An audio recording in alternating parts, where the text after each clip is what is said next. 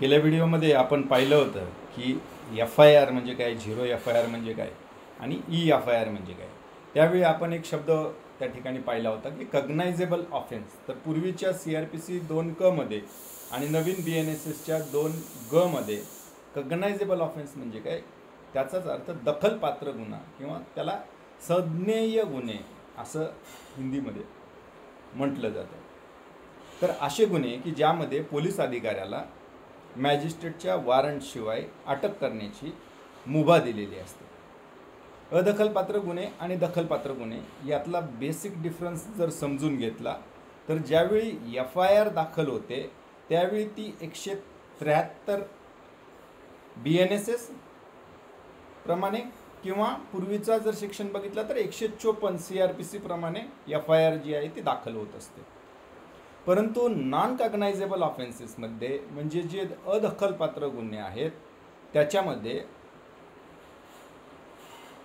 जुना जो सेक्शन आहे तो 155 आणि नवीन जो सेक्शन आहे BNSSचा तो 174 प्रमाणे नॉन कग्नायझेबल ऑफेन्स रिपोर्ट अशा पद्धतीचा कागद त्या ठिकाणी बनतो FIRच्या ऐवजी. तर ज्यावेळी तुम्ही पोलीस स्टेशनला एखादी तक्रार देता त्यावेळी तुम्हाला NCR म्हणजे नॉन कग्नायझेबल ऑफेन्स रिपोर्ट कलम 174 प्रमाणे त्याची कॉपी मिळालेली आहे की FIR म्हणजे फर्स्ट इन्फॉर्मेशन रिपोर्ट कलम 173 BNSS प्रमाणे कॉपी मिळालेली आहे याची खात्री करत जा. याचं कारण असं आहे, माझ्या मित्राने एका पोलीस स्टेशनला तक्रारी अर्ज दिला. त्या तक्रारी अर्जावरती त्याला सांगण्यात आलं की तुमची FIR आम्ही घेतलेली आहे, तुम्ही जा.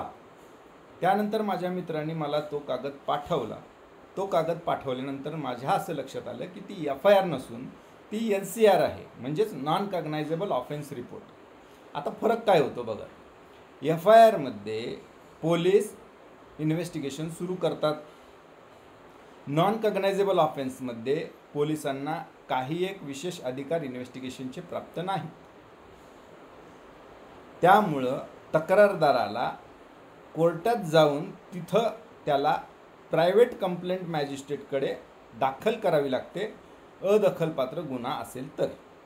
आणि त्यावेळी मॅजिस्ट्रेट पुढची जी काही प्रक्रिया कायद्यान्वये दिलेली आहे त्या अनुषंगाने कार्यवाही करण्यास सूचना करत असतात. तर हे कग्नायझेबल नॉन कग्नायझेबल ऑफेन्सेसचा फरक व्यवस्थित ध्यानात घ्या. आपण ज्यावेळी पोलीस स्टेशनला जाता तक्रार देता त्यावेळी आपल्या हातात आलेला कागद हा कायदेशीर ज्ञान असलेल्या माणसाला दाखवून घेत चला, जेणेकरून तुमची अशी गफलत होणार नाही. धन्यवाद.